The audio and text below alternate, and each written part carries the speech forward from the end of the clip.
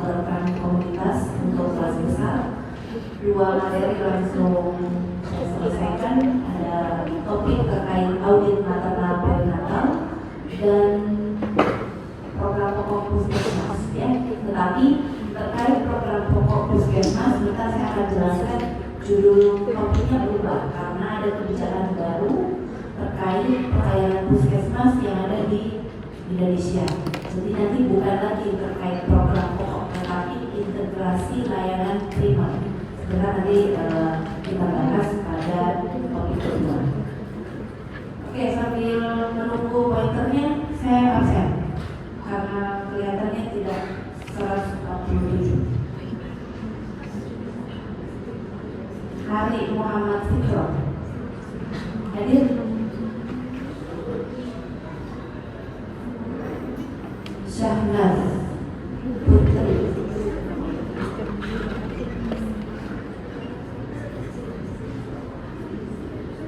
Winnie Luciana,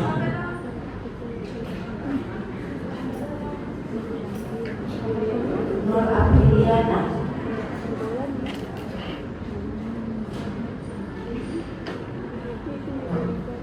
Zarfa, masih satu ini, Zarfa sudah sebut. Hari ini karena Putri Nadianti, Putri Nadianti,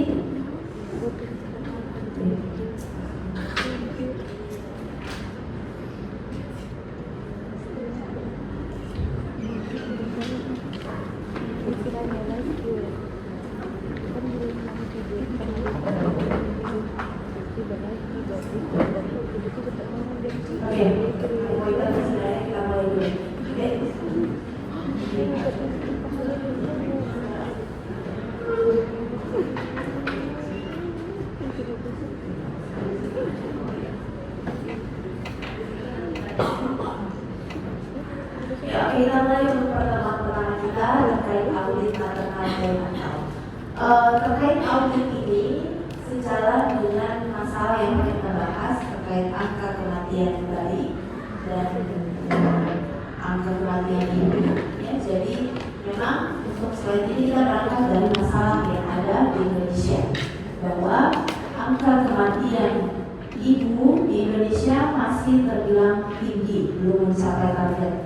Di mana target pada tahun 2024 harusnya bisa ditekan sampai 232 per 100.000 kelahiran hidup. Ya. Nah, tapi kalau kita mengacu kepada target SDGs WHO, ya, menekankan bahwa angka kematian ibu harus bisa ditekan secara mungkin sampai pada angka 70 per 100.000 kelahiran hidup. Ya. Kemudian di sini kita lihat datanya masih tinggi juga dengan angka kematian neonatal ya, bayi dan balita, di mana angka ini harusnya bisa ditekan sampai 16,8 per 1.000 kelahiran hidup, tetapi data yang menunjukkan saat ini masih jauh dari target. Ya. Kalau kita berbicara tentang angka kematian neonatal bayi dan balita, itu denominatornya atau bentuknya itu per 1.000 kelahiran hidup. Jangan sampai keliru dengan angka kematian ibu. Denominatornya ini adalah 100.000 kelahiran hidup. Ya.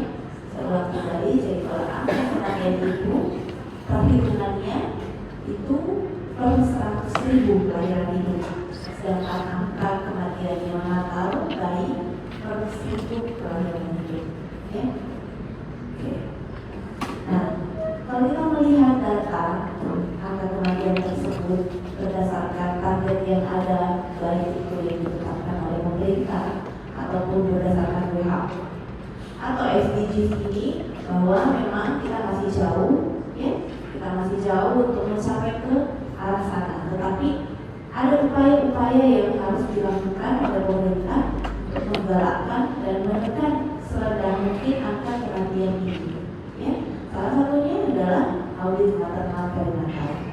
Jadi mau saya katakan bahwa audit maternal perinatal ini sangat korektif, ya, sudah terjadi. Maka sesuatu yang sudah terjadi tidak boleh dibiarkan begitu saja, tetapi harus ada tindakan untuk mencari apa akar masalahnya, apa penyebabnya, mengapa sampai terjadi kematian, ya. Apalagi kalau kematiannya terlalu tinggi, terlalu banyak di suatu daerah, maka itu wajib sekali dilakukan audit latar perinatal, ya. Oke. Strategi apa yang bisa dilakukan untuk melakukan peningkatan penurunan angka kematian ibu dan angka kematian bayi ini? Ya, salah satunya peningkatan akses pelayanan kesehatan. Kemarin kita sudah bahas tentang mutu pelayanan seperti apa, bagaimana pelayanan yang baik, bagaimana mencapai akses pelayanan yang baik, ataupun penyebab-penyebab kematian dari ibu, ya.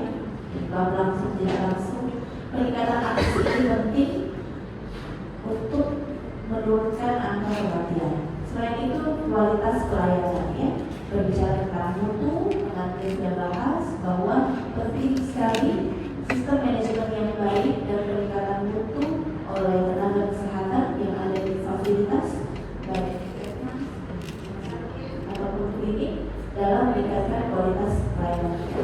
Dan dalam meningkatkan kualitas itu tidak hanya dari aspek proses pelayanan ataupun sarana prasarana, tetapi butuh pemberdayaan juga oleh masyarakat, ya. Dan yang terakhir, poin kita dalam topik ini adalah penguatan tata kelola kesehatan. Jadi tata kelola klinis yang baik, tata kelola manajemen yang baik, dan dari aspek pelaporan dan pencatatan itu penting, ya. Jadi jangan dipikir bahwa karena soal administratif disepelekan, ya. Nah, jadi tetap itu menjadi bagian dalam perwujudan untuk meningkatkan kualitas pelayanan yang baik, dalam hal ini mencegah atau menurunkan angka kematian bayi dan ibu. Nah, salah satu upayanya untuk meningkatkan tata kelola yang baik tadi adalah melalui proses pelaporan dan pengkajian kematian maternal dan neonatal, ya. Dengan cara apa pelaporan ini, pengkajian ini? Ya, tentu ada pengumpulan data, ya. Mulai dari data kematian yang ada, identifikasi, ya, siapa petugas yang kontak atau yang bertindak menangani langsung pasien tersebut, lalu dilakukan analisa, ya, apakah sudah sesuai dengan prosedurnya, kemudian interpretasi data kematiannya, apakah memang ini data kematian karena progresivitas penyakitnya yang buruk, ataukah ada kekeliruan atau ya insiden ketidak sesuaian proses pelayanan terhadap apa yang harus dijalankan, yang harusnya bisa dicegah tetapi terjadi kematian. Nah, itu dilakukan audit kematian maternal dan perinatal, ya. Jadi saya ulang lagi bahwa sifatnya audit ini korektif, ya.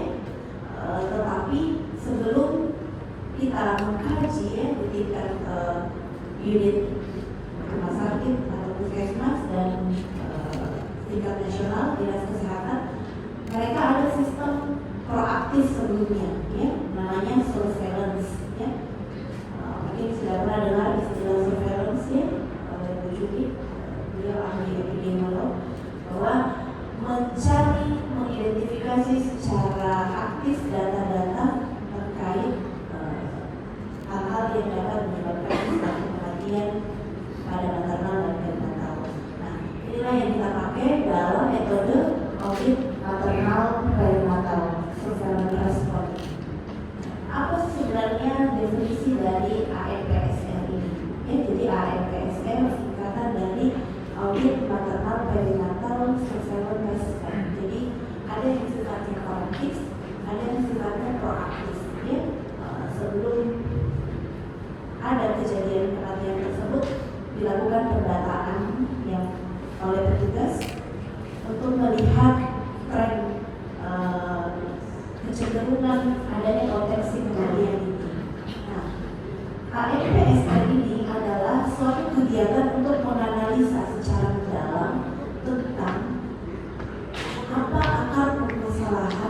penyebab masalah yang terjadi dari kematian tersebut.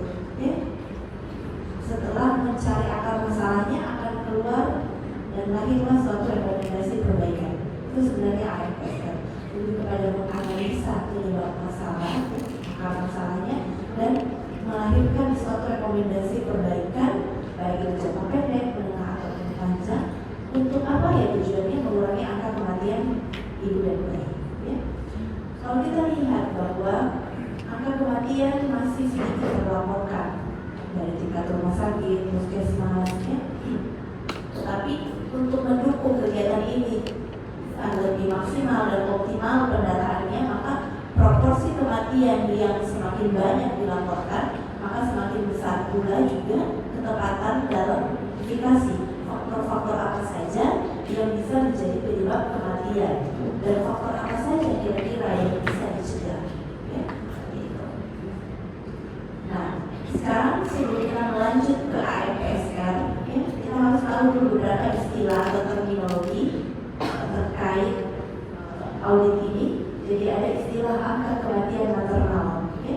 Angka kematian maternal adalah angka kematian yang terjadi pada sejak mulai hari pertama HPHT ibu hamil sampai 42 hari setelah berakhirnya kehamilan atau setelah melahirkan. Jadi kalau pasien meninggal pada usia 32 minggu kehamilannya, ibu hamil 32 minggu kehamilannya, itu masuk dalam kategori bisa dilakukan audit maternal perinatal. Ya. Ataukah dia meninggal 15 hari setelah melahirkan di usia pretermnya, misalnya 30 minggu atau 32 minggu, ya, pretermnya dia meninggal di usia 15 hari setelah kehamilan pretermnya, masuk juga tetap dalam audit. Jadi tanpa menandai usia gestasi, entah dia ateron, entah dia preteron, kalau dia meninggal sampai batas 42 hari setelah melahirkan, masuk dalam kategori definisi tersebut. Ya, seperti audit. Kemudian untuk istilah berikutnya ada disebut angka kematian perinatal. Jadi angka ini adalah angka kematian janin yang dilahirkan baik janin masih dalam kandungan, ya, maksudnya KJDR atau lahir mati, ya, di usia 28 minggu atau lebih, ya.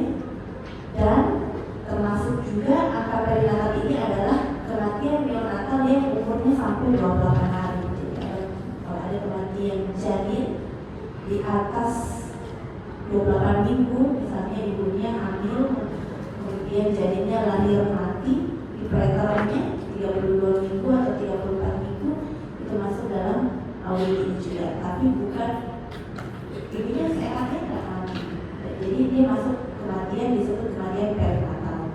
Ataukah bayi yang lahir setelah bayi yang lahir di usia 10 hari, ya, di bawah 28 hari, ini masuk dalam kematian perinatal. Disebut juga masuk dalam istilah kematian perinatal. Ya. Jadi kematian perinatal itu stillbirth masih di dalam kandungan, ya, dilahirkan oleh ibunya sebelum mencapai masa adelnya, dan pada saat sudah dilahirkan bayinya. Ya. Neonatal ini sendiri diklasifikasikan menjadi dua bagian, ada neonatal dini dan neonatal lanjut. Neonatal dini 1 minggu pertama. Kenapa penting? Karena usia bayi yang baru lahir itu sangat rentan. Makanya usia bayi yang baru dilahirkan itu harus sampai 4 kali kunjungan di 1 bulan pertama. Ya. Itu ada di slide saya yang di program kesehatan ibu dan anak. Pada saat kapan saja bayi itu harus datang kembali diantar oleh ibunya untuk dikonsulkan. Pada saat setelah keluar dari rumah sakit, dia harus ketemu lagi tenaga kesehatan. Saat sebelum keluar, karena ada injeksi vaksin yang harus disuntikan. Kemudian beberapa hari setelahnya, ya, sampai akhirnya dilakukan perawatan tali pusar. Karena memang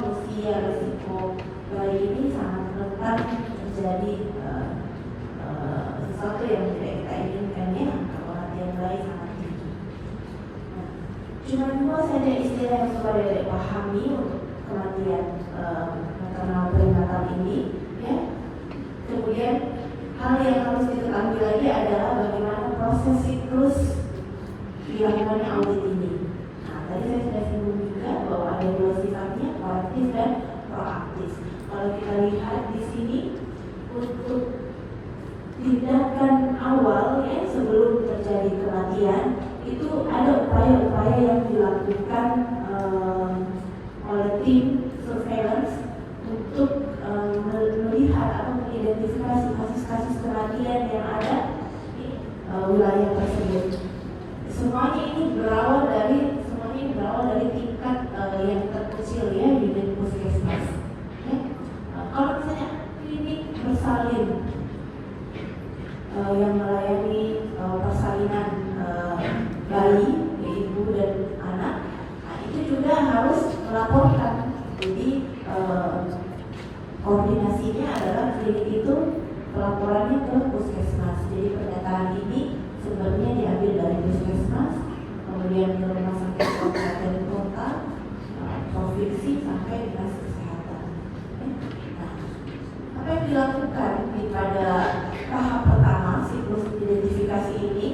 Mereka melakukan penemuan kasus kematian maternal perinatal dan ada sistem yang tim sudah buat, yaitu dalam bentuk notifikasi kematian. Jadi kalau ada kematian terjadi di rumah sakit atau di puskesmas, itu pelaporannya tidak boleh lebih dari 1 minggu, harus segera mungkin. Ya. Nah, laporan yang ada ini harus dilengkapi dengan ringkasan medik. Tidak hanya sekedar di sini laporan ada 10 kematian dalam 1 minggu ini misalnya, ya. Tidak, dia harus dilengkapi dengan kelengkapan rekaman medik dan otopsi verbal. Ya, sebentar kita bicara tentang RM dan OV ini. Ringkasan medik dan otopsi verbal harus disertai pada saat melakukan pelaporan angka kematian. Dan ada pelaporan rekapitulasi kematian maternal dan perinatal juga, meskipun tidak ada angka kematian tetap harus terlapor. Jadi lapor nihil, ya, itu per bulannya. Dan ada juga laporan yang harus dilakukan setiap bulannya dari kabupaten ke provinsi dan pusat. Ya, jadi kalau bulanan puskesmas melaporkan ke bulan. Tentu tidak semua puskesmas, hanya puskesmas yang melakukan pelayanan online, ya, pelayanan obstetrik yang datang dan saya jadi melakukan persalinan berkeluarga, melakukan laporan setiap bulan. Apa gunanya? Ya, sifatnya pelaporan ini dukung upaya penangkapan. Ya, jadi jangan sampai ada yang terluput atau loss pelaporan angka kematiannya. Begitu juga dengan identifikasi ini untuk membantu pemerintah setempat untuk upaya pencatatan kependudukan. Nah, setelah ternyata dalam 1 bulan dilaporkan ada sekian jumlah kematian, maka dilakukanlah audit kematian. Ya, audit kematian dengan melakukan pengkajian, ya, dilakukan analisa mengapa ini terjadi. Ya, jadi didatangkan biasanya dalam tertib itu ada yang memimpin, ya, jalannya audit ini. Kemudian tenaga medis yang kontak langsung atau terkait langsung itu ditanyakan apa yang sebenarnya terjadi pada saat itu. Jadi sampai per narasi, per paragraf waktu kegiatan yang terjadi itu ditanyakan kepada petugas yang bersangkutan. Lalu dicocokkan dengan dokumen-dokumen kebijakan yang ada di tempatnya. Apakah memang standar pelayanannya sudah sesuai dengan yang dilakukan? Ya, seperti itu. Membuka rekam medik, apa yang ditanyakan kepada petugas yang menangani sambil melihat apakah sudah benar yang disampaikan dengan apa yang tertulis di dalam rekam medik pasien. Ya, jadi itu melakukan triangulasi data, cek mencocokkan apa yang hasil wawancara kita dengan petugas yang kontak langsung atau yang menangani pasien tersebut, dicocokkan dengan hasil rekam medik yang tertulis, yang tertuang, kemudian hasil dokumen-dokumen SPO-nya apakah sesuai, ya, seperti itu. lalu dilakukan analisa data agregat. Jadi data agregat ini adalah data ringkasan ya, kumpulan dari beberapa bulan, kemudian dilakukan pengumpulan data ya, jadi misalnya Januari, Februari, Maret, April sampai satu semester sampai Juni, lalu ditarik datanya, dilihat trennya ada peningkatan atau penurunan. Itu namanya agregat ya, jadi kumpulan data dalam beberapa bulan tertentu dalam satu kurun waktu ya. Nah, setelah dilakukan pengkajian, keluar rekomendasi pada saat pertemuan itu, lalu didiseminasi. Diseminasi itu memaparkan hasil yang telah dilakukan audit. Jadi ada pengumpulan besar lagi yang dilakukan tingkat biasanya tingkat kabupaten bisa atau tingkat provinsi atau bahkan sekali-sekali tingkat nasional. Dilakukan diseminasi baik itu secara offline atau online via webinar ya.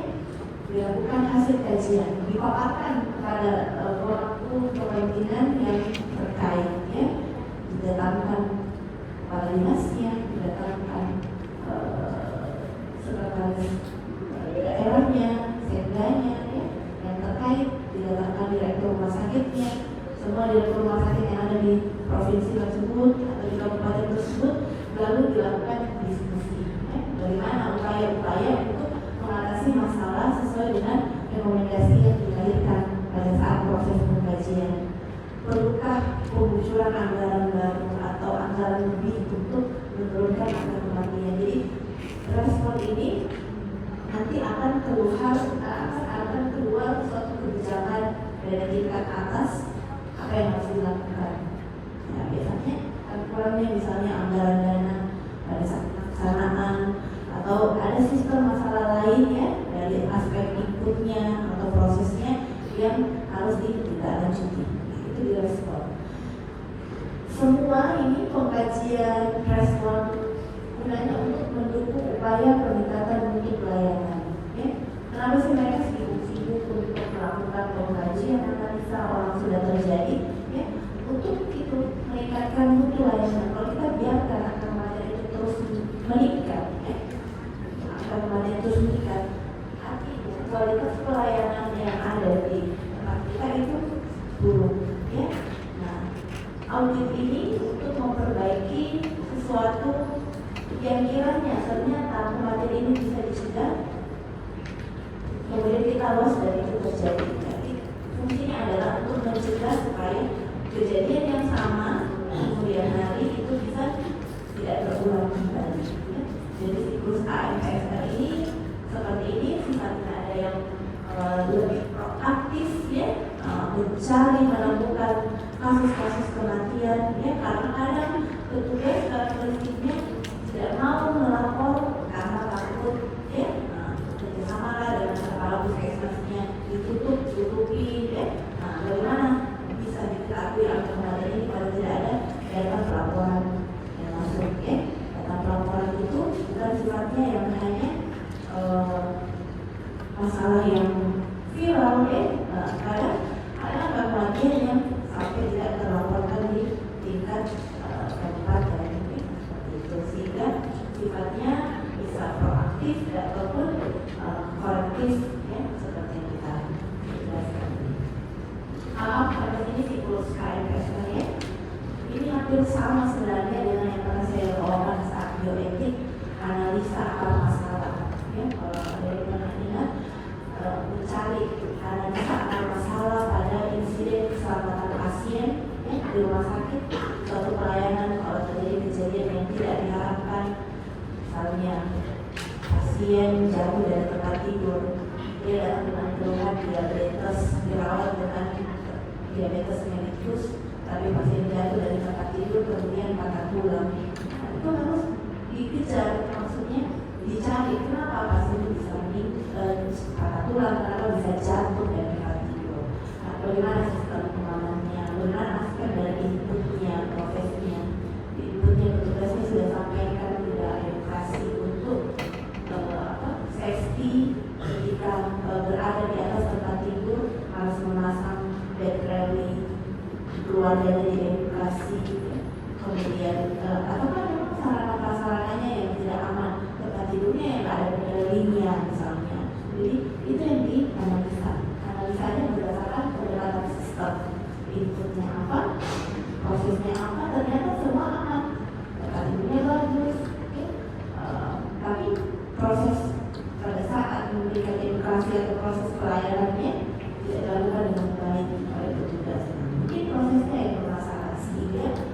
akhirnya pasien jatuh dari tempat tidur yang harusnya bisa dicegah tidak terjadi.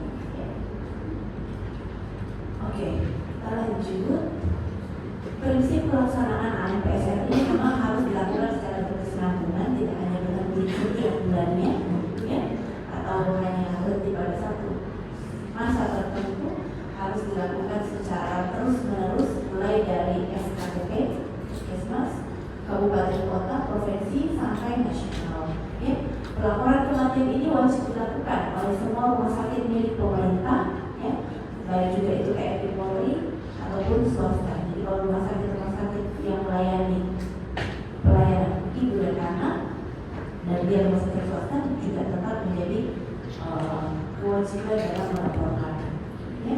Melapor melalui apa pelaporannya? Ini ada namanya FRMN, jadi form ringkasan medik maternal dan form ringkasan medik perinatal. Ya, jadi form ini sudah disebar memang di setiap Fasienkes dalam kurun waktu maksimal 1 pekan setelah terjadi kematian harus dilengkapi dan dilaporkan. Tidak boleh lebih dari 1 pekan. Ya. Atau ada yang menggunakan aplikasi maternal perinatal death notification. Ini inovasi terbaru pemerintah untuk membuatkan suatu aplikasi, ya. Jadi kalau kalian kemarin ke Puskesmas ada pernah dengar dari petugas yang namanya ASIK, itu aplikasinya Puskesmas pencatatan ke dinas kesehatan. Ya. Nah, kalau kami di klinik pencatatan kami melalui aplikasi PiCare. PiCare itu pencatatan kami semua pasien ke BPJS, ya, untuk pengklaiman pasien BPJS karena memang si penyedia layanannya ini providernya adalah si BPJS itu, ya, sertanya si BPJS itu. Kita hanya penyedia layanan kesehatan, jadi pencatatan pasien-pasien kita lapor ke BPJS, itu pasien BPJS, ya. Nah, untuk ANPSR ini ada aplikasi yang kita sebut maternal perinatal death ini. Kalau menggunakan pelaporan aplikasi harus lebih cepat karena lebih real time, jadi tidak boleh lebih dari 3 hari setelah kematian harus segera dilaporkan. Ya. Meski tidak kematian lapor, gitu. Ya.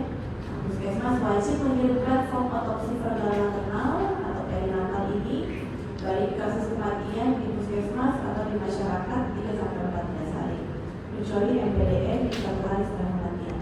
Kenapa di masyarakat? Jadi puskesmas butuh bantuan kader-kader atau tokoh-tokoh masyarakat yang ada di kelurahan desanya, ya, untuk meningkatkan pelaporan kematian, ya, karena angka kematian itu bisa didapatkan di rumah sakit, puskesmas bisa juga di rumah.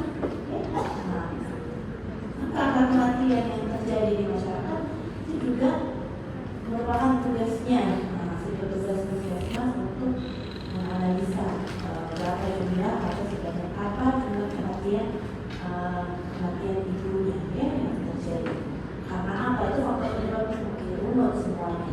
Nah, bahan pengkajian dalam proses ANPSR ini disebut sebagai RMN atau RMPB dan hasil OVM. Jadi tadi itu yang saya katakan bahwa nanti akan ada tim melakukan investigasi wawancara kepada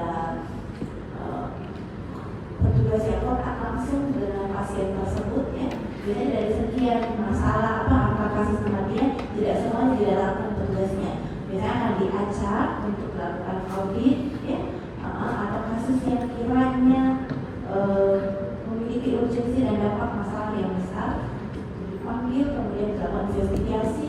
Pada saat dilakukan investigasi, si investigator ini yang menanyakan harus mencocokkan dengan ringkasan medik pasien yang sudah dituliskan atau rekam medis yang dibuat pada saat itu, ya, karena rekam medis tidak mungkin pasti dibuat-buat nanti setelah kematian saya buat-buat sesuai dengan SOP yang benar. Rekam ini harus dibuat setelah pasien pada saat kita melayani pasien, ya, pelayanan audit bisa saja dilakukan beberapa hari setelah kematian tersebut, 1 bulan, 2 bulan, ya. Jadi itu yang saya sampaikan biasa sama teman-teman di Jawa.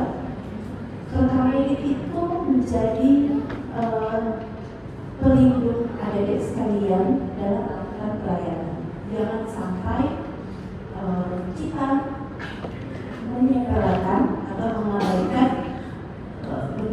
status atau menulis hasil ringkasan medik pasien. Jadi berlatih nanti pada saat kepanitraan klinik kalian melakukan observasi ya, karena memang masih dalam tahap pendidikan, berada di bawah pengawasan supervisor.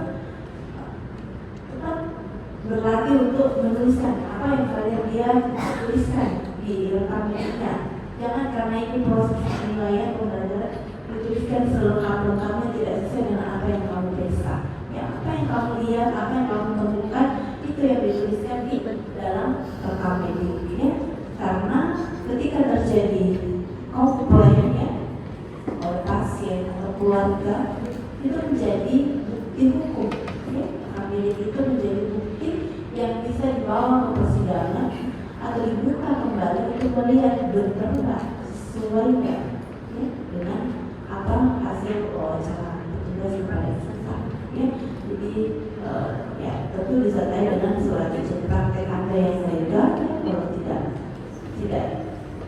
legal artinya atau tidak ada di tempat itu dan Anda melakukan pelayanan, ya pasti itu sudah sangat besar ya, sangat fatal yang tidak dapat diampuni ya, karena itu bukti masih akurat. Oke. Nah ini runutan proses AFSRM-nya mulai dari identifikasi, kemudian ada pemberitahuan kematian ya yang terjadi di masyarakat, kemudian dilakukan verifikasi setiap kematian. Jadi ada kasus kematian yang masuk di aplikasi petugas, maka dilakukan verifikasi dan kematian jadi itu harus dilengkapi dengan RMM dan OVP ya, ringkasan medik maternal, ringkasan medik perinatal kalau bayi atau anak ya, kalau bayi atau neonatal, kemudian otopsi verbal ya. Oke. Ini ada kurun waktu penyelesaiannya, jadi tidak boleh lama. Kenapa memang harus diatur sih? Tidak boleh lama. Ya nanti kalau lama nanti akan dibuka. Dibuka. Bagaimana bentuk kejadian yang lain? Bagaimana kronologinya? Sama dengan insiden keselamatan pasien yang ada di rumah sakit, itu pelaporannya tidak boleh lebih dari 2 kali 24 jam. Segera mungkin harus segera dilaporkan. Kalau tidak pasti nanti ada bumbu-bumbunya. Lupa atau tidak sesuai dengan kronologi kejadiannya. Ketika terjadi langsung cepat dilaporkan. Nah, prinsip pelaksanaan berikutnya adalah ada struktur organisasi yang menyelenggarakan ini ya, jadi sudah diatur memang, dan hasilnya akan disampaikan secara forum terbuka ya, dihadiri oleh pemangku kepentingan tadi. Dan yang paling penting ini pelaporan ini untuk meningkatkan budaya akuntabilitas, transparansi, tidak ada saling menjatuhkan oleh tugas lain ya, karena tentu kalau laporan kematian takut melaporkan nanti takut dimutasi atau takut diberi sanksi ya. Budaya lapor ini masuk dalam budaya lapor untuk menciptakan no blame, tidak ada saling menyalahkan, tidak ada pelaporan nama ya, kemudian no shame ya, adil lah pokoknya ya. Jadi tidak ditayangkan atau tidak di broadcast ya, tidak disampaikan siapa yang melakukan ini ya, dokter siapa itu tidak ya. Tetapi pada kasus-kasus tertentu itu dipanggil secara internal ya, dan pada saat diseminasinya forum terbuka itu tidak dilakukan seperti itu. Nah, identifikasi dan notifikasi ini sedini mungkin untuk menemukan dan memberitahukan adakah notifikasi kejadian kematian ibu, hari kematian atau kematian neonatalnya, bahkan sampai identitas, tanggal, waktu, serta lokasi kematian di mana. Okay? Nah ini rincian yang tadi dari proses-proses yang dilakukan. Jadi notifikasi bisa aplikasi digital tadi itu ya, kurang dari 3 hari harus terlaporkan. Ya. Kemudian form yang RMM ini dipakai di rumah sakit, kalau form OVN dipakai di puskesmas. Jadi untuk kejadian kematian prenatal atau maternal menggunakan dokumen RMM kalau di rumah sakit ya, kematian bayi, kematian ibu, dan prenatal RMM. Kalau di puskesmas kita karena mungkin karena lingkupnya lebih skala kecil dari rumah sakit, hanya tidak perlu secara menyeluruh penjelasan medis yang kemudian pelaporan kematian ibu dan perinatal tujuannya adalah untuk mengumpulkan dan memverifikasi setiap data yang ada dan pelaporan bulanan ke dinas kabupaten kota. Ya. Pengumpulan datanya bisa berupa OS, OV atau RM nya tadi pengumpulan data. Nah, OV itu adalah pengumpulan data kronologi kasus kematian dan faktor-faktor yang berkontribusi. Sumbernya bisa dari puskesmas, bisa dari keluarga, bisa dari aparat desa. Ya. Kalau di kelasar medis itu yang seperti RR, ya, jadi mulai dari pasien datang masuk rumah sakit, ditangani di triase, di UGD, kemudian dirawat inap, ditindaki oleh dokter spesialis, ya, riwayat-riwayat persalinannya, infasnya, dan lain-lain. Jadi turut komprehensif. Kalau OV mungkin hanya data kasus saja, terdapat kematian, kronologis kejadian kematian ibu, ya, dan itu sumbernya tidak harus kalau di puskesmas, bisa dari tokoh masyarakat, bisa dari kelurahan desa. Kalau dibedakan ya, OV dan RR.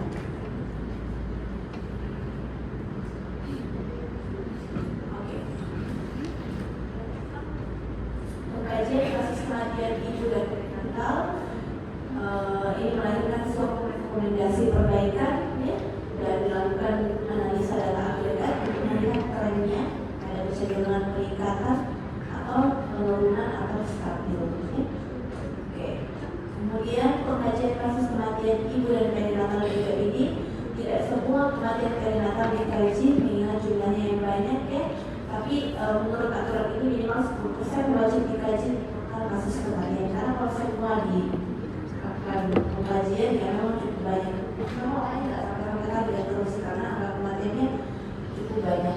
Dilakukan pertimbangan outputnya adalah akan keluar cost of death, ya, penyebab kematiannya apa berdasarkan ICD-10. Ya.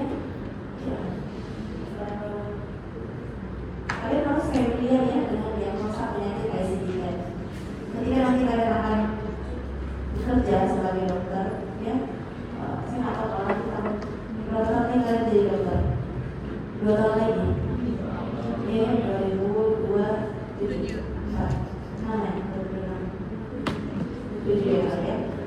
Atau lagi kalau 2027 apakah ada regulasi progresif diagnosa yang update? Ini sekarang sampai ICD-10. Jadi penyakitnya nggak sama seperti di SKBI atau di SNBI yang kita pelajari. Ya, kadang lebih kompleks. Sekarang kita di awal-awalnya pada saat proses adanya saya melakukan anamnesa dalam diagnosa pada pasien, itu menulis diagnosa karena diagnosa medis yang saya pelajari itu tidak sama dengan apa yang tertera di ICD-10. Sementara kita dituntut oleh BPJS untuk melakukan diagnosa sesuai ICD-10. Ya. Jadi sekarang harus dicari terus diagnosanya itu dalam bahasa Inggris kan, kalau ICD-10 ya, seperti dalam bahasa Latinnya paling Inggris itu berbeda. Kadang ada yang jauh bedanya, ada yang sama, tapi lebih banyak yang berbeda. Jadi itu adalah sengaja dari sekalian untuk melihat menyesuaikan diagnosa yang ada pada ICD-10. Ya. Kemudian output lainnya untuk pengkajian kasus kematian ini adalah adanya satu skala yang harus dicegah, ya. Nah, itu harapan kita. Ada faktor-faktor yang bisa diperbaiki untuk setiap kematian yang bisa dicegah supaya tidak terulang, ya, dan rekomendasi perbaikan lainnya. Nah, ini baru beberapa lampiran dokumen tentang sebab kematian, ya. Jadi mirip-mirip dengan menentukan MCUD pada forensik. Ada penyebab kondisi yang mendahului sebab kematian langsung, ya. Prognosis, ya, ada penyebab kondisi menyebabkan kondisi yang pertama, kedua, dan seterusnya, ya, yang berhubungan atau secara langsung atau tidak berhubungan, seperti yang ada di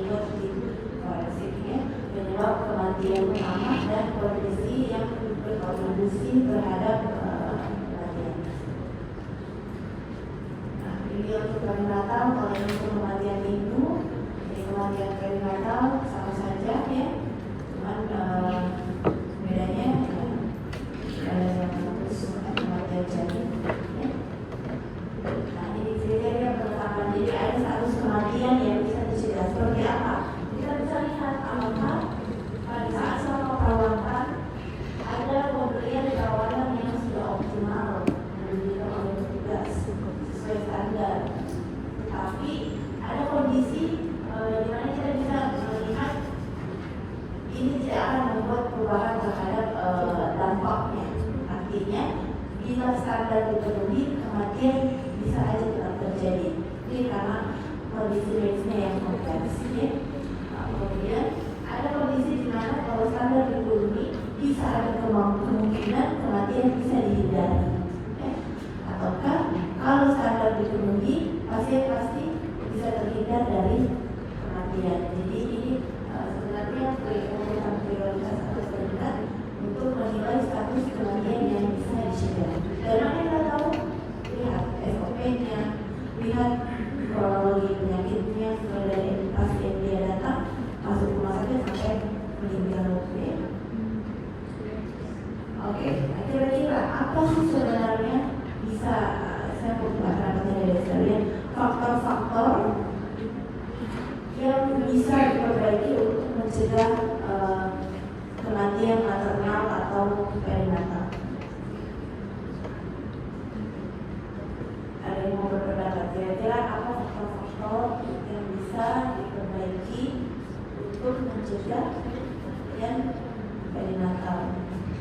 Kalau kalian lihat kemarin penyebab kematian bisa secara langsung, bisa secara tidak langsung ya. Kalau langsung itu dari kondisi penyakitnya memang yang menyertai misalnya kehamilan atau pretek.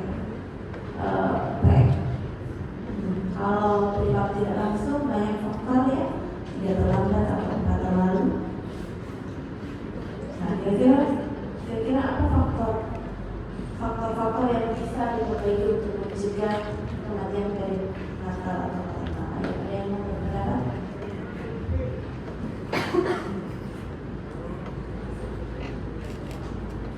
Ayo, siapa?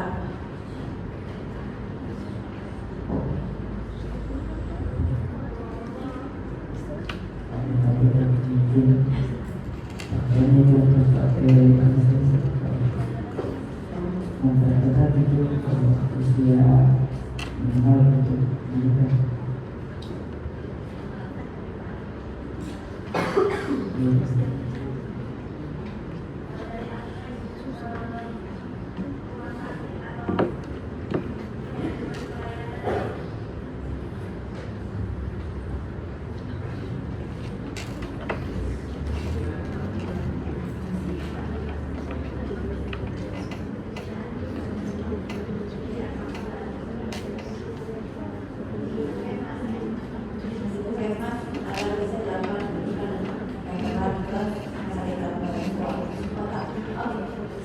Kemudian apa lagi kira-kira? Kualitas dan kualitas SDM. Ya betul ya, ini karena nanti akan menangani secara langsung pasien. Jadi kalau tidak bisa dan kompetensinya atau tidak terampil dia dalam melakukan tata laksana melakukan perawatan, pasien juga bisa meninggal. Apa lagi kira-kira?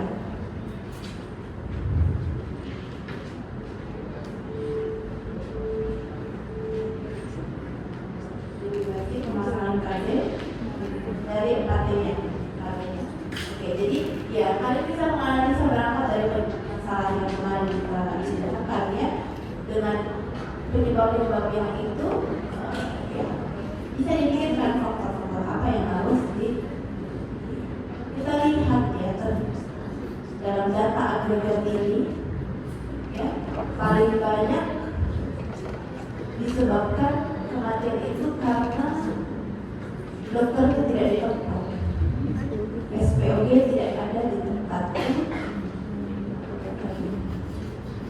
Nah, kelihatan ya.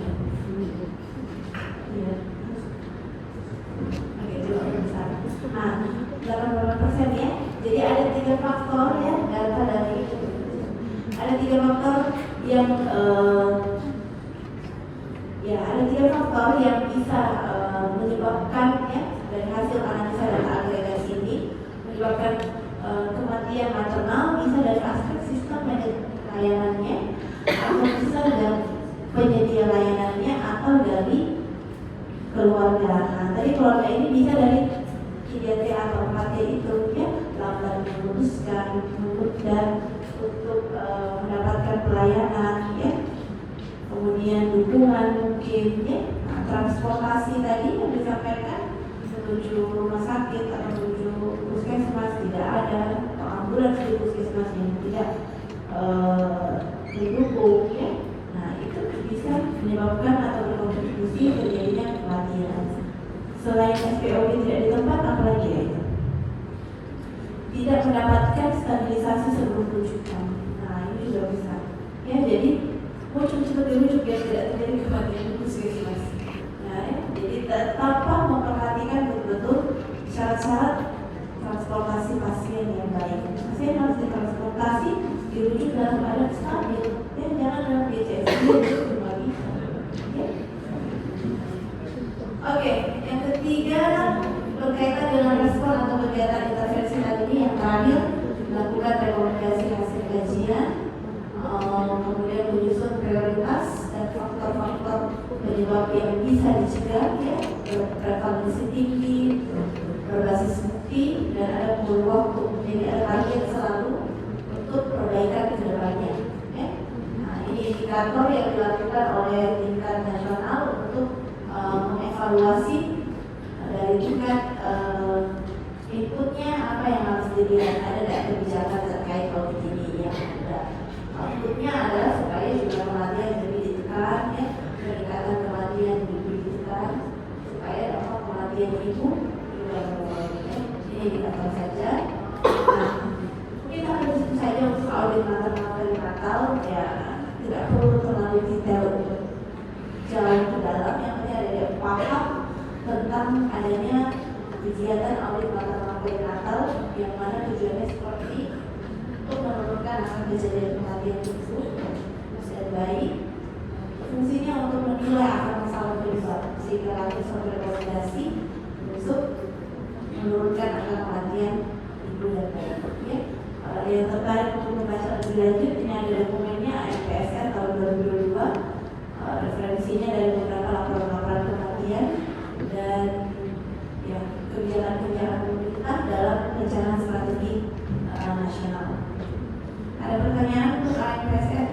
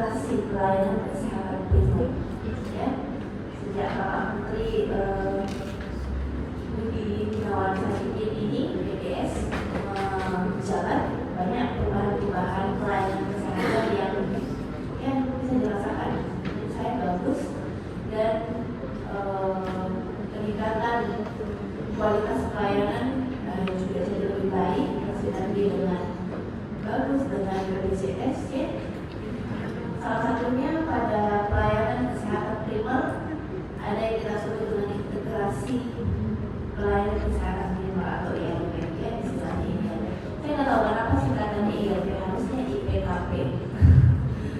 begini, sekarang dari Kemenkes menyebutnya bahwa ini adalah ILP, ya. Apa itu ILP di puskesmas? Jadi tujuan pembelajaran pada topik ini adalah tahu tentang transformasi pelayanan kesehatan primer yang ada di Indonesia, memahami konsep integrasi ILP ini seperti apa, bagaimana alur pelayanan kesehatan yang komprehensif, ya. Tentu ini kita berbicara tingkat primer, ya, bukan lagi rumah sakit. Kita berbicara tingkat primer, maka ruang lingkupnya bisa puskesmas, bisa PPDM, tempat dokter praktek mandiri atau TPDMD, tempat dokter gigi mandiri. Kemudian mahasiswa menganalisa penyelenggaraan puskesmas dan jejaringnya melalui bentuk integrasi ILP ini, baik tingkat puskesmas, pusku atau puskesmas. Ya. Ini sebagai pengantar bahwa program 6 pokok tadi yang saya ceritakan, program 6 pokok ini sudah tidak berlaku lagi. Jadi digantikan dengan konsep pelayanan terintegrasi dengan sistem cluster. Jadi pengelompokan ruang lingkup pelayanan. Ya. Penerapan konsep PHC ini oleh WHO sesuai dengan integrasi layanan primer dan 6 pilar transformasi. Kita cerita lagi kembali transformasi kesehatan ini seperti apa, kemarin sempat saya tunjukkan bagiannya. Kemudian fokus pemerintah saat ini pada pelayanan kesehatan lebih ke arah pencegahan, ya, melalui preventif. Meskipun tidak dapat dipungkiri tetap melayani gratis, ya, tetap ada pelayanan pemeriksaan medis, pengobatan di puskesmas, ya, tetapi lebih ke arah dititikberatkan pada promotif preventif, ya. Penguatan pelayanan ini sebenarnya didasarkan kenapa? Karena capaian SPM tahun 2021 itu masih jauh dari target, ya. Jadi seperti yang ada dilakukan, SPM setiap puskesmas itu wajib wajib dilakukan oleh seluruh puskesmas sebagai bentuk pendataan, ya. Kemudian masalah lainnya karena beban kesehatan yang masih tinggi, ya, kasus kematian yang terjadi sebagai besar karena kasus yang bisa dicegah.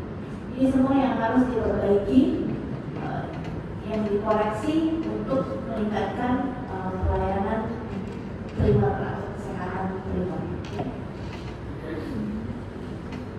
Nah, ini target data yang didapatkan tahun 2020, 2021, dan 2022. Kita lihat terjadi beberapa penurunan, ya, tidak mencapai, ya, artinya penurunan tidak mencapai target yang harusnya 100% semua SPM. Ada beberapa SPM terkait pelayanan kesehatan dalam kondisi cedera, pelayanan kesehatan ibu hamil, ibu salin, bayi baru lahir, balita, semua ini KIA, ya. Nah, ini masih rendah. Oleh karena itu, kenapa angka kematian ibu, data AKI, AKB itu harus selalu digalakan, bahkan masuk dalam program nasional. Dia masuk dalam program nasional pemerintah, ya. Kalau diperhatikan kembali ini, ya, data SPM, kalau disesuaikan lagi kembali dan lihat gapnya di puskesmas tempat kalian, ada yang tinggi semua enggak? Ada enggak yang 100% semua? Enggak. Tapi di tempat saya ada yang lebih dari 100%. Itu dari 100% ada.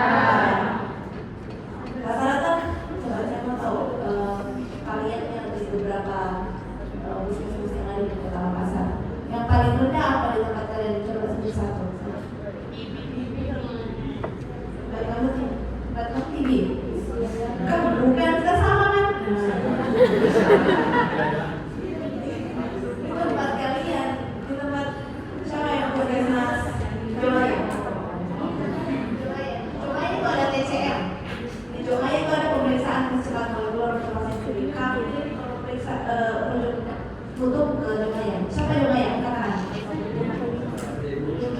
Oh, nggak hadir, ya? Salah aku Juli. Siapa Jomaya? Oke, apa yang paling rendah SPM-nya?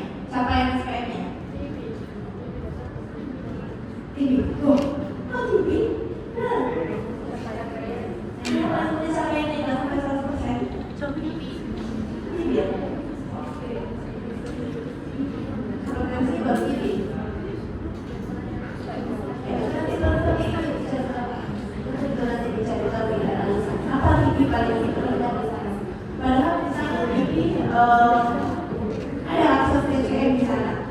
Karena kan politik datang di sana. Apalagi puskesmas mau siapa? Apa yang ada? HIV. Oke, apa lagi?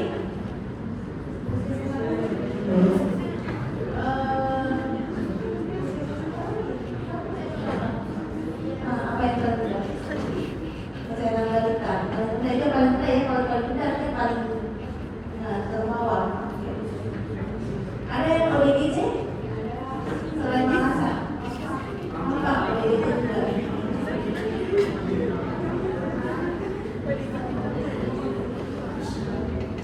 Oke, jadi bervariasi ya, cukup bervariasi dan pencapaian SPM yang tidak mencapai target.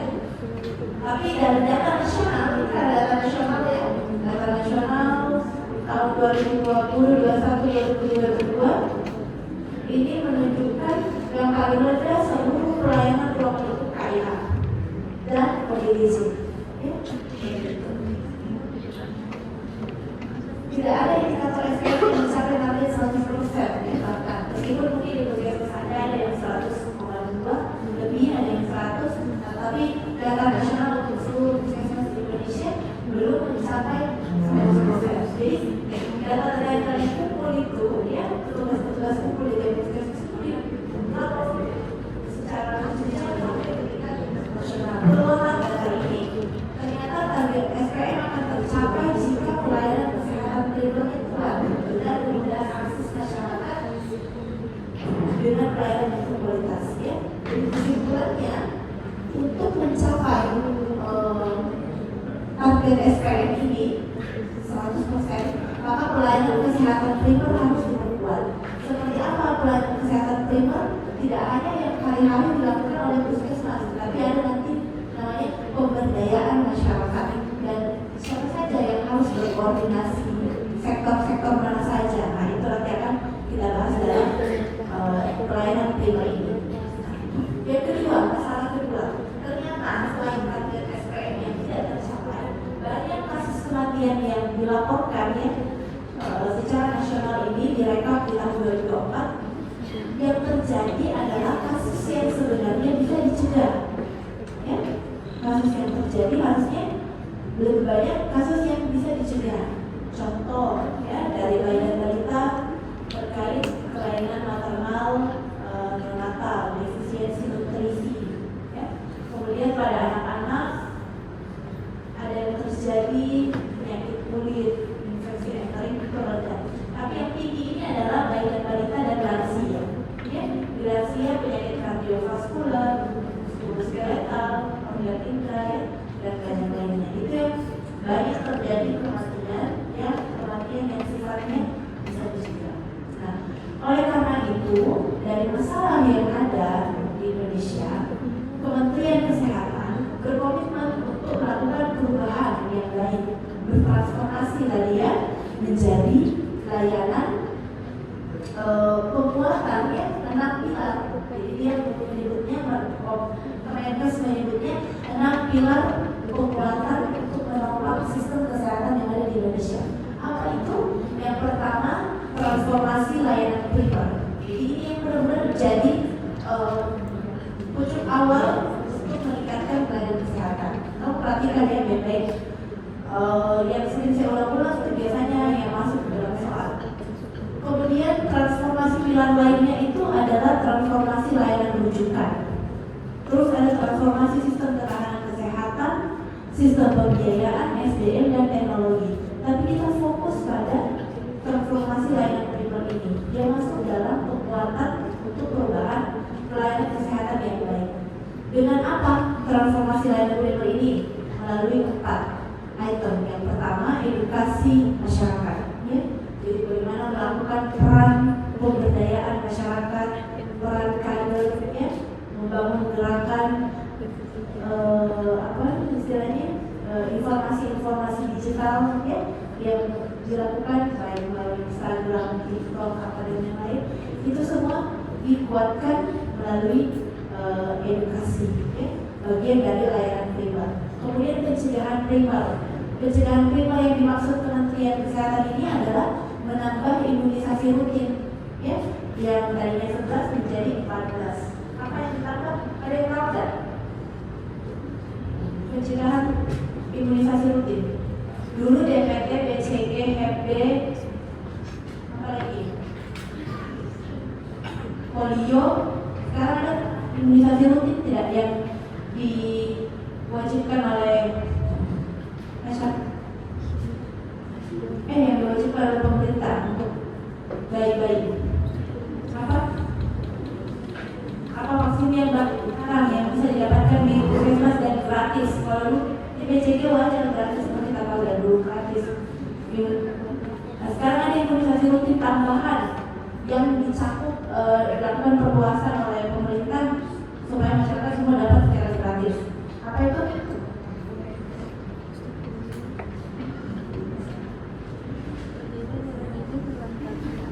PCV, ya? Apa PCV? Yang mau fokus? Virus. Nah, jadi PCV dan rotavirus. Sekarang itu bisa gratis mendapatkan.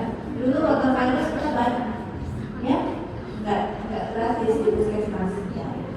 Bahan imunisasi yang rutin harus wajib dilakukan.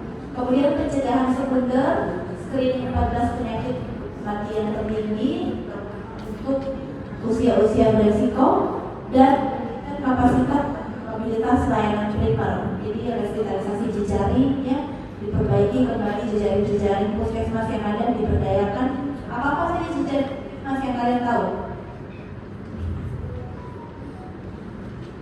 Oke, Pustu. Apa lagi? Posyandu. Ya, itu namanya jejaring, ya. Apa lagi? Puskesdes, Polikes, ya, klinik juga, jejaring puskesmas, ya. Kemudian standarisasi layanan posyandu, ya, labkesmas dan kunjungan rumah, jadi home visit. Jadi tetap ada turun lapangan yang ada. Ini transformasi layanan primer yang masuk dalam 6 pilar untuk penguatan sistem kesehatan nasional, ya. Nah, ya ini secara singkat saja pembangunan kesehatan tujuannya apa? Ya, untuk menegakkan derajat kesehatan setinggi-tingginya. Nah, kalau kita lihat derajat kesehatan masyarakat itu dipengaruhi oleh banyak faktor, ya. Nah, yang paling langsung di sini adalah upaya kesehatan. Derajat kesehatan ini dipengaruhi bisa secara langsung oleh upaya kesehatan atau secara tidak langsung dari pemberdayaan masyarakat ini. Tetapi upaya kesehatan yang baik, nah, itu sangat berkontribusi secara langsung meningkatkan derajat kesehatan. Selain itu apa lagi? Nah, ternyata dari manajemen kesehatan baik, ya, dan pemberdayaan kesehatan. Oke, pelayanan kesehatan primer ini difokuskan untuk apa? Untuk pemenuhan kebutuhan kesehatan berdasarkan siklus hidup. Kalau kemarin kita bicaranya per program, ya, jadi ada program puskesmas. Sekarang pelayanan kesehatannya berdasarkan siklus hidup, ya, diintegrasikan dalam kesehatan pelayanan primer, tetapi berdasarkan siklus hidup yang mudah diakses mulai dari masyarakat, keluarga ataupun individu. Nah, penerapannya ini dilakukan secara terintegrasi dan fokus pada 3 hal. Yang pertama, penguatan promotif preventif. Yang kedua, pelayanan kesehatan dengan sistem jejaring, ya, yang saya sampaikan tadi. Jadi diperkuat kembali jejaring-jejaring yang ada, ya. Kemudian yang ketiga, penguatan pemantauan wilayah setempat, PWS. Nah, ILP di puskesmas ini, ya, ILP di puskesmas ini dilakukan dengan mengkoordinasikan pelayanan kesehatan berdasarkan siklus hidup, bukan lagi berdasarkan program. Jadi apa itu? Berdasarkan klaster. Klaster yang pertama, klaster manajemen, ya, di tempat kamu manajemen pelayanan bekerja di situ di lingkup puskesmasnya. Kemudian klaster ibu dan anak, kemudian klaster usia dewasa dan lanjut usia, kemudian klaster penanggulangan penyakit menular, dan terakhir klaster lintas. Jadi dia seperti pelayanan UKP yang pelayanan kesehatan gigi dan mulut, pelayanan kuratif ya oleh dokter kepada pasien ya, lanjut ke gawat daruratan, nah itu lintas klaster. Nah, tidak masuk dalam keempat ini. Nah, program ini kita bicara tentang preventif, nah, karena penguatan promotif preventif yang dilakukan dalam pelayanan kesehatan primer itu sangat penting. Maka ada 3 program utama yang dijalankan oleh kementerian. Yang pertama, imunisasi rutin. Yang kedua, screening penyakit prioritas dan peningkatan kesehatan ibu dan anak. Semua ruang lingkupnya kesehatan ibu dan anak. Ya, kenapa sebegitu penting pelayanan kesehatan ibu dan anak ini, karena data-data tadi menunjukkan memang masih tinggi angka kematiannya. Nah, ini yang saya sampaikan tadi. Imunisasi yang tadinya 11 jadi 14, tambahannya itu adalah HPV, rotavirus sama HPV. Jadi wanita yang aktif seksual ya juga usia subur itu bisa melakukan pemeriksaan HPV ya, vaksin gratis. HPV BCS cukup menentukan NIK. Kemudian bayi-bayi yang perlu vaksin rotavirus ya, dan perlu ini wajib di puskesmas mereka harus dapat virus dan PCV ya, karena angka kejadian pneumonia dan diare yang masih tinggi. Nah, di samping itu screening penyakit prioritas yang paling banyak, nah ini disebutkan wajib dilakukan. Salah satunya hipotiroid kongenital yang selalu dilakukan oleh bidan-bidan setiap bayi sudah dilahirkan oleh ibunya, maka akan dinilai sindrom hipotiroid kongenital. Belum pernah dengar istilah hipotiroid kongenital?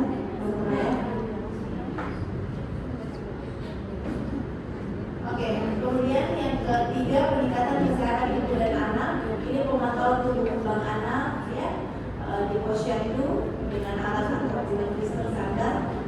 Kemudian pemeriksaan kehamilan ANC yang tadinya 4 kali menjadi 6 kali ya. 6 kali ini wajib ketemu dokter trimester 1 dan trimester 2 ya.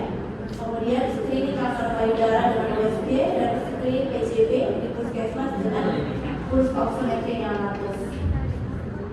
Nah, kalian mau menjelaskan? Tolong tutup pintunya dulu ya.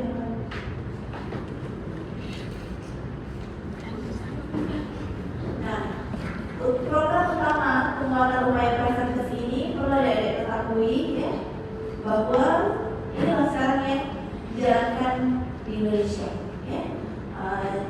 Jadi kita harus memang beradaptasi dengan regulasi-regulasi yang baru ya, terkait apa yang dilakukan di rumah sakit, di puskesmas ya. Mungkin regulasi itu akan berubah 2 tahun kemudian, 3 tahun kemudian, kita nggak tahu ya. Tentu nanti dari beberapa penelitian atau hasil evidence yang ada.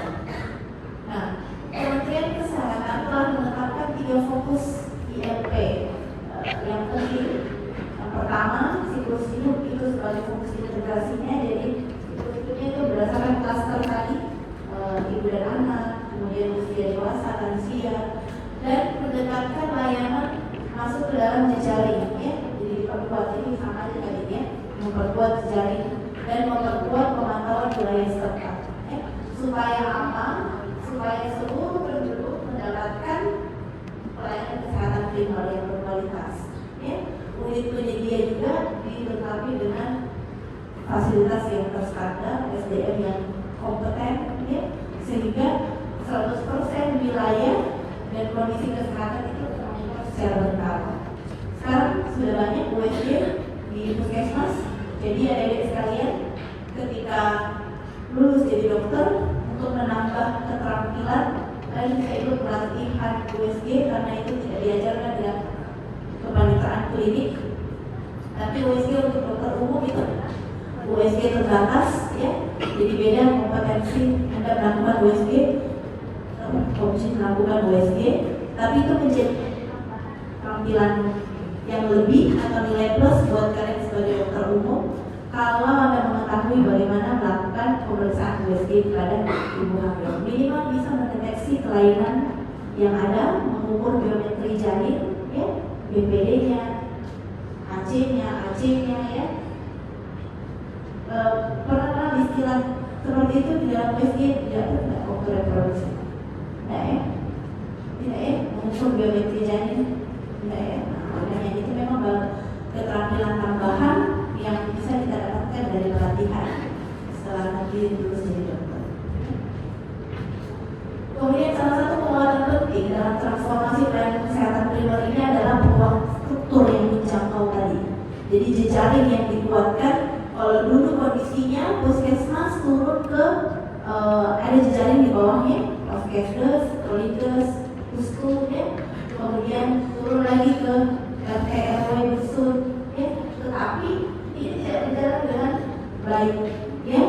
Nah, sehingga dikuatkan kembali dengan kondisi yang diharapkan adalah bagaimana puskesmas turun ke unit pelayanan, jadi poinnya di Pusku ini turun ke posyandu, ya, atau Polides, ya. Kemudian melakukan kunjungan rumah. Jadi harus turun memang door. Kalau di perkotaan memang beberapa petugas menyampaikan kita agak sulit dong ke masyarakat. Kadang bahkan pintunya nggak dibuka, produknya nggak dibuka, ya. Atau bahkan memang nggak ada orang penghuninya, ya, seperti itu. Tinggal di mana ada datanya, cuma rumahnya kosong tidak berpenghuni. Ya, jadi itu kesulitan memang untuk di wilayah perkotaan, ya. Tetapi kalau di pedesaan tidak, ya. Nah, kunjungan rumah itu masih sering dilakukan oleh petugas-petugas. Nah, peran SKTP lain apa di dalam ILP ini adalah bagaimana mereka berkoordinasi, ya. Jadi klinik, praktek mandiri, fasilitas penunjang atau lab-lab mandiri itu kita saling berkoordinasi dengan puskesmas. Laporan ke puskesmas. Kewajiban kami melaporkan data-data pasien-pasien kami yang terscreening diabetes, terscreening hipertensi itu kita laporkan ke puskesmas. Meski itu bukan menjadi pasiennya puskesmas, ya, kasus BPJS itu bukan di puskesmas itu, tetap kita laporkan karena kalau alamatnya masuk dalam wilayah kerja itu masuk bagian dari pendataannya puskesmas. Jadi saya membantu. Nah, ini ilustrasi proses bagaimana SKTP lain berkoordinasi dengan puskesmas, ya. Jadi ada 5 klaster tadi, ya, klaster manajemen, klaster ibu dan anak, usia dewasa dan penanggulangan penyakit menular itu bagaimana melakukan pelayanan, ya, untuk menekan angka kematian ibu, melakukan ANC yang lengkap, ya. Kemudian itu ditindaklanjuti sampai ke tingkat puskesmas. Jadi semua pelayanan ini dilakukan dulu di tingkat yang terkecil, ya, Pusku, Posyandu, ya. Kemudian mereka secara proaktif melakukan kunjungan ke rumah, ya, melalui bantuan dari ART atau Pak RW, ya, atau kepala desa, sampai akhirnya data itu masuk semua ke dalam puskesmas. Dan data-data di puskesmas ini dilakukan pemantauan oleh dinas kota atau dinas kabupaten terkait. Jadi puskesmas diawasi oleh dinas kesehatan setempat di dalam pendataannya. Melalui apa? Ada sistem aplikasi yang mereka akan secara real time dan berkala, dan disinilah dashboard sistemnya. Dinas kesehatan akan melihat, oh ini sudah bagus, ini pelaporannya lengkap, mencapai target, ada kendala atau masalah apa. Nah, tidak pernah turun lapangan, misalnya tidak pernah melakukan koordinasi dengan puskesmas pembantu dusun, ya, atau Polides, ya. Nah, itu tercatat semua di dalam pemantauan wilayah setempat. Dashboard ini, ya, sampai tidak desa. Nah, oke. Ya, paham ya sampai sini untuk integrasi layanan. Nah, kalau kita lihat, ya, definisi dari puskesmas itu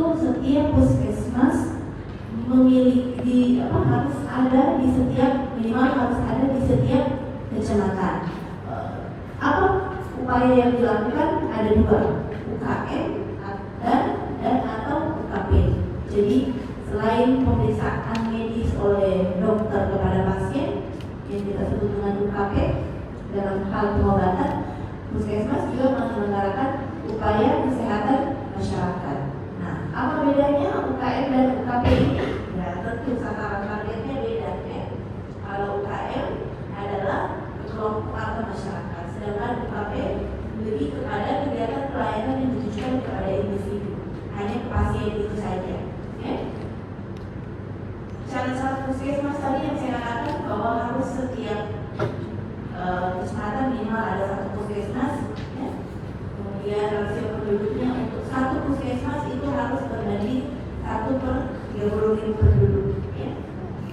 Jadi kalau dia agak banyak dalam satu kecamatan penduduknya, biasanya bisa lebih dari satu, tapi harus wajib ada minimal satu kecamatan satu puskesmas.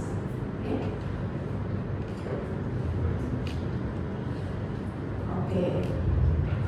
Ini upaya standarisasi layanan di puskesmas, pustu dan posyandu. Hal-hal yang dilakukan atau unit-unit layanan yang dilakukan dalam pelayanan integrasi primer ini fokus kepada pelayanan klaster ibu dan anak. Jadi apa saja dilakukan nanti silahkan dibaca, saya share materinya. Ya, ada beberapa hal, ANC terpadu, kelas ibu hamil. Tentu beda ya apa yang dilakukan puskesmas, pustu dan posyandu. Kalau puskesmas lebih komprehensif, ya.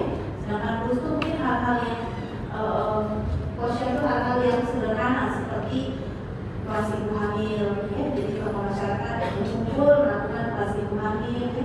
Ibu-ibunya kemudian melakukan penyuluhan, ya, pemantauan, imunisasi, ya, yang sederhana ya, tetapi pelayanan yang komprehensif itu masuk dalam tingkat kecamatan. Ya. Apalagi ya, ini usia dewasa. Jadi kalau ini klaster ibu hamil, ya, dan anak, klaster ibu dan anak, ini klaster usia dewasa dan lansia. Apa yang dia lakukan? Screening, kalau di posyandu dia bisa screening obesitas, ya, sampai screening geriatri. Kalau di usia dewasa bisa lebih lengkap, ya, dari itu screeningnya. Kalau pengendalian penyakit menular hanya dilakukan di puskesmas. Ya, ingat, pengendalian penyakit menular hanya dilakukan di tingkat puskesmas, tidak sampai ke pustu atau posyandu. Kalau layanan lain ini juga tidak banyak dilakukan di pustu dan posyandu. Hanya laboratorium dengan RDT atau rapid diagnostic test yang pemeriksaan cepat. Ya. Kalau di puskesmas sampai gejala darurat dilakukan, farmasi dilakukan, karantina dilakukan. Ya. Jadi saya ulang kembali perbedaannya antara jejaring yang melakukan pelayanan untuk klaster pengendalian penyakit menular tidak dilakukan pada pustu dan posyandu, ya, hanya dilakukan di puskesmas. Kalau yang lainnya hampir sama, cuma lebih lengkap di puskesmas. Kalau pengendalian penyakit menular hanya dilakukan di puskesmas, ya. Begitu juga dengan klaster lintas sektor. Yang klaster terakhir ini, layanan lain ini lintas sektor, ya, itu hanya dilakukan laboratorium dengan pemeriksaan RDT, rapid diagnostic test, ya. Atau kalau kalian dapat istilah lain POCT, point of observasinya apa, testing. Nah, itu pemeriksaan IDS, kolesterol, asam urat yang di ujung jari, ya. Kalau puskesmas semuanya, farmasi dilakukan, kedokteran karena sarannya lebih lengkap, ya. Jadi ini penataan organisasi dan sumber daya puskesmas tadi berdasarkan klaster, ya. Tolong dihafal baik-baik, dipahami baik-baik ini klasternya. Ada 5 klaster, ya, manajemen, ibu dan anak, usia dewasa, penanggulangan penyakit menular dan lintas klaster, ya. Yang mana tadi yang hanya dilakukan di puskesmas, penanggulangan penyakit menular, ya. Dan manajemen, ya, tentu manajemen yang hanya dilakukan di puskesmas, ya.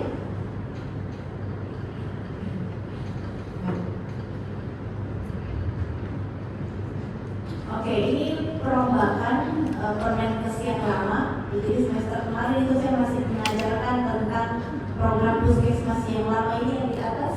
Tapi sekarang karena regulasi 2020 sudah berubah, maka kita harus mengikut kepada regulasi yang ada. Transformasi kesehatan ILP ini yang membagi puskesmas menjadi beberapa klaster. Ya. Jadi dalam satu puskesmas ada 5 klaster. Kalau dulu ada 6 program, sekarang berubah menjadi 5 klaster. Klaster ini tujuannya ya tadi untuk meningkatkan penguatan pada pelayanan primer. Oke, ya ini silakan dibaca saja apa tugas dan lingkup pelayanannya. Kalau manajemen, kita bicara kemarin tentang manajemen pelayanan kesehatan ya, mulai dari perencanaan. Apa lagi? Inovasinya tadi kalau kita ada manajemen pelayanan kesehatan mulai dari perencanaan. Apa lagi? Apa siklus manajemen yang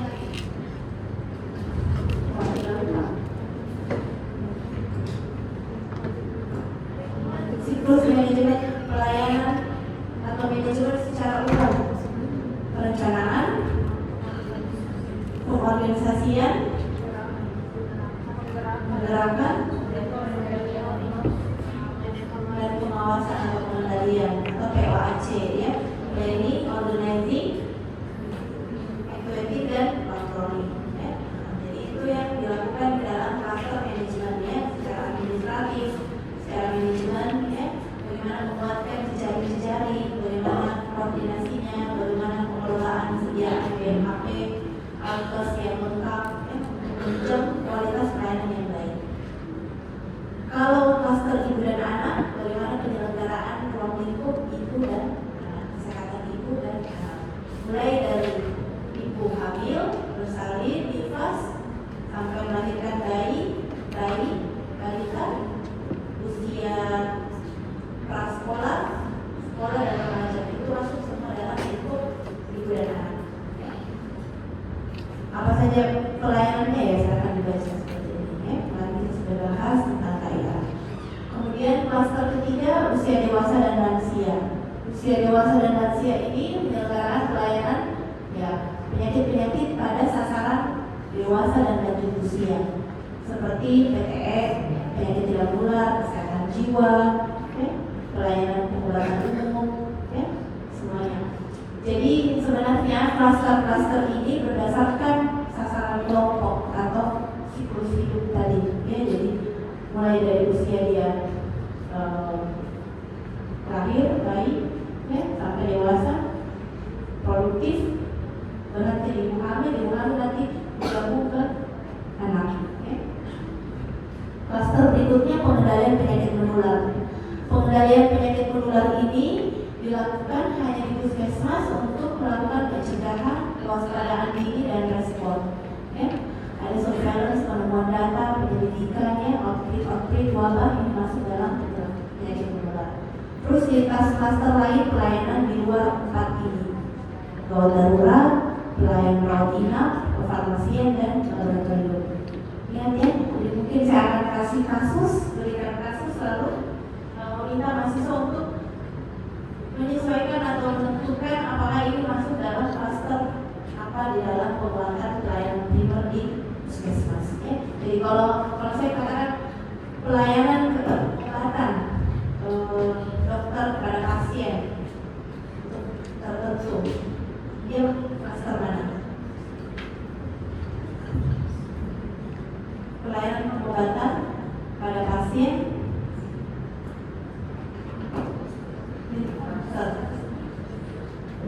oke, bisa lintas klaster, bisa usia dewasa dan lansia. Skenario saya tidak lengkap. Kalau saya sebutkan dalam kondisi kegawat daruratan baru masuk lintas klaster. Tapi kalau pengobatan biasa, non kegawat daruratan, memberikan pelayanan kesehatan, pemeriksaan medis fisis pada pasien, itu masuk dalam. Nah, tergantung usianya. Kalau usianya bayi, ibu, maka masuk klaster ibu dan anak. Kalau usianya 32 tahun, ya bukan masuk kategori ibu hamil, ibu bersalin, masuk dalam klaster usia dewasa dan lansia, ya. Jadi perhatikan nanti gurunya. Oke, ini alur pelayanan nggak kelihatan ya. Coba saya tulisan.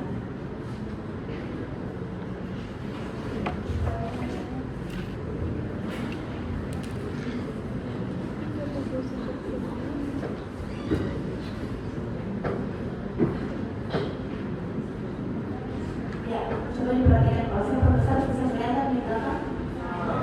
Ya. Kalau kita lihat ini adalah alur pelayanan kesehatan yang komprehensif untuk semua. Jadi kalau ada pelayanan, ada pasien yang datang ke puskesmas, itu akan didata dan dinilai secara triase apakah dia gawat darurat atau tidak. Kalau dia pelayanan gawat darurat, dia pasti gawat darurat, maka akan dilakukan penanganan ini. Ini masuk lingkup klaster apa? Lintas klaster, ya.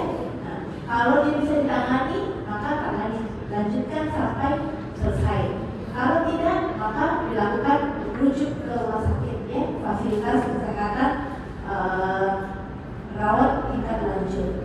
Nah, kalau misalnya dia selesai karena sampai di kasus, apakah perlu pelayanan spesialistik? Ya bisa aja. Misalnya kita sudah tangani di gawat daruratnya, tapi karena fasilitasnya memadai, kapasitas kita tidak memadai, maka kita perlu rujuk ke dokter spesialis untuk rawat jalan. Maka rujuk poli. Kalau tidak, ya berikan obat sampai selesai pasien pulang. Nah, kalau misalnya bukan kasus gawat darurat, maka tadi tergantung dia masuk klaster apa. Perhatikan usianya, usia ibu dan anak atau usia dewasa dan lansia, ya.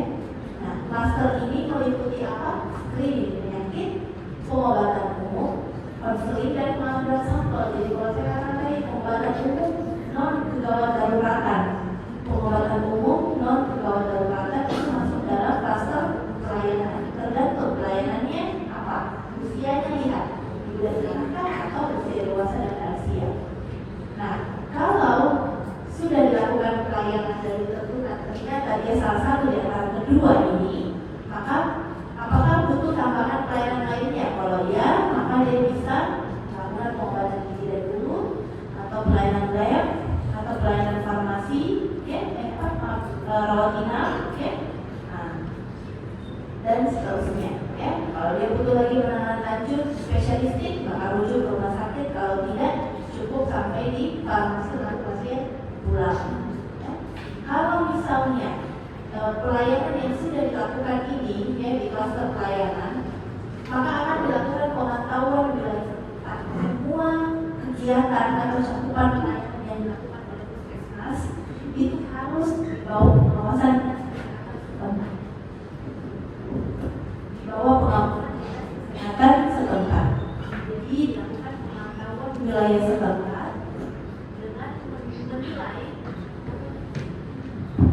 dengan menilai analisa beban penyakit, meliputi mobilitas dan cakupan pelayanan. Ya. Nah, ini karena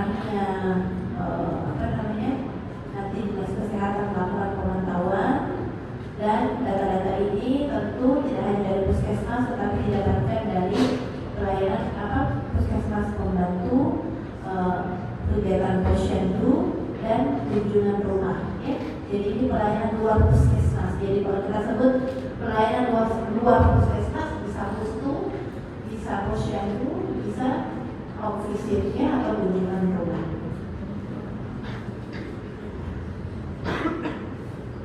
Paham sampai sini deh?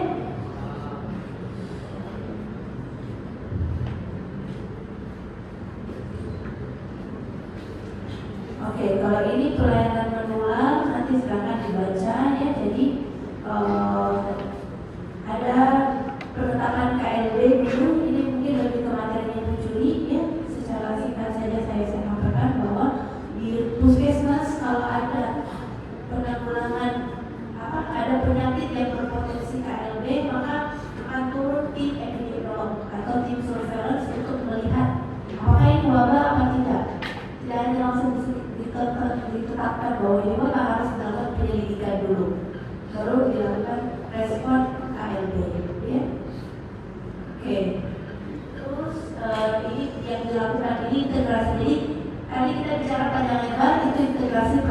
di puskesmas. Ya. Kalau slide berikut membahas tentang pelayanan yang ada di Pustu, jadi sudah jejaringnya.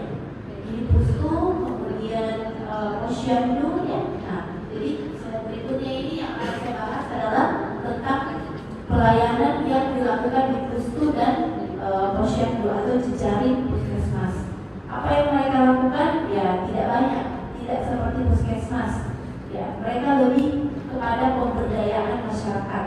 Ya, SDM-nya berapa? Ya, minimal 2 tenaga kesehatan, 1 perawat dan 1 bidan, dan harus ada 2 kader.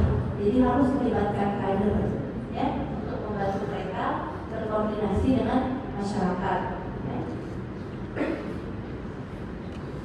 Kalau Pustu, dia bertanggung jawab langsung kepada puskesmas tentang hasil status kesehatan masyarakat yang ada di desanya. Mereka harus melaporkan ada berapa jumlah ibu hamil di kelurahannya, berapa jumlah bayi balita, remaja, usia dewasa dan lansia. Tetap semuanya dicakup sesuai siklus hidup tadi, klaster, tetapi yang dilakukan tidak banyak, ya. Yang dilakukan tidak banyak. Kalau di ibu hamil ya paling cuma ini ANC, kelas ibu hamil, edukasi gizi seimbang, minum TTD, tablet tanda darah, ya. Semua ibu harus menyusui ASI pada anaknya di bawah 6 bulan, ya. Nah, kalau di remaja juga tidak banyak dilakukan, yang hanya terkait dengan edukasi saja tentang kesehatan reproduksi, ya. Nah, kunjungan rumah oleh kader itu memastikan semua keluarganya dapat pelayanan kesehatan dan mengetahui apa tanda-tanda bahaya yang harus diperhatikan dan memonitoring kepatuhannya dalam pengobatan. Kalau Pustu, ini kan kita bicara tentang Pustu, ya. Jadi kalau di Pustu ada pelayanan juga namanya di dalam gedung dan pelayanan luar gedung, ya. Kalau pelayanan di dalam gedung itu mereka juga kayak puskesmas tapi lebih sederhana.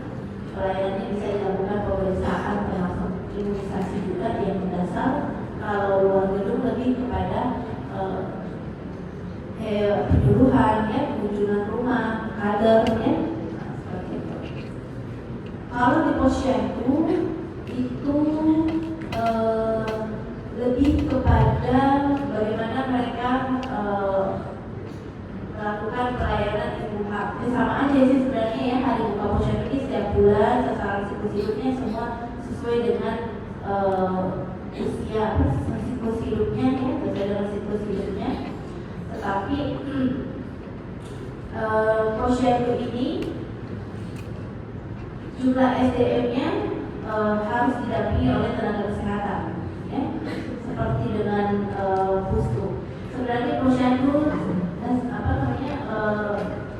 tingkatannya dengan Pustu itu merupakan jejaring yang setara di bawah puskesmas, ya.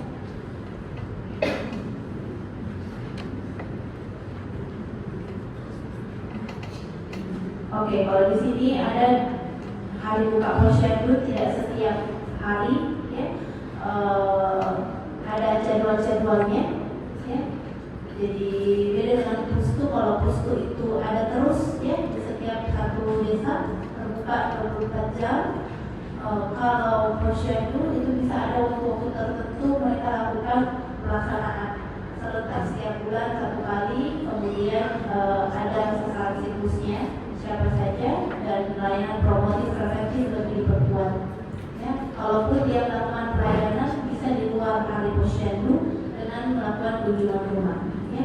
Hampir sama dengan Pustu, tapi bedanya kalau Posyandu itu dilaksanakan dalam 1 hari yang sudah ditetapkan bersama setiap bulannya. Kalau Pustu dia terbuka terus, ya. Puskesmas Pembantu ini terbuka terus seperti puskesmas, tapi pelayanannya tidak sekompleks yang ada di puskesmas. Oke, mungkin itu saja untuk Posyandu, Pustu dan puskesmas untuk pelayanan primer yang didapatkan oleh masyarakat, ya. Intinya pelayanan yang ada di masyarakat ini di puskesmas ini berdasarkan 5 klaster, ya, 5 klaster yang ada dalam pahami. Ada klaster tertentu yang hanya dilakukan di puskesmas, ada yang bisa dilakukan semua, ya. Oke. Nah, kesimpulannya pemerintah ini berdasarkan bagian siklus hidup. Jadi kalau kita tadi lihat berdasarkan usianya, ibu hamil dan usia dewasa lansia. Di luar itu tergantung apakah dia KMB masuk lintas tular ataukah dia masuk penanganan kegawat daruratan atau farmasi atau rawat dia masuk lintas swasta. Perluasan jangkauan pelayanan kesehatan ini mendekatkan akses pelayanan, fungsinya adalah agar jejaring-jejaring itu bisa lebih diberdayakan, ya. Karena pendataan ini harus dari lingkup terkecil, maka harus butuh bantuan tokoh-tokoh masyarakat, kader-kader kesehatan, keluarga, ya, termasuk puskesmas membantu posyandu sebagai jejaring puskesmas. Ya. Dengan integrasi ELP ini, puskesmas bertanggung jawab untuk meningkatkan derajat kesehatan masyarakatnya. Dan tidak hanya puskesmas yang bekerja saja untuk melakukan itu semua, tetapi dia berada dalam pengawasan dinas kesehatan setempat, ya, dengan adanya pemantauan wilayah PWS. Ya. Sehingga apa?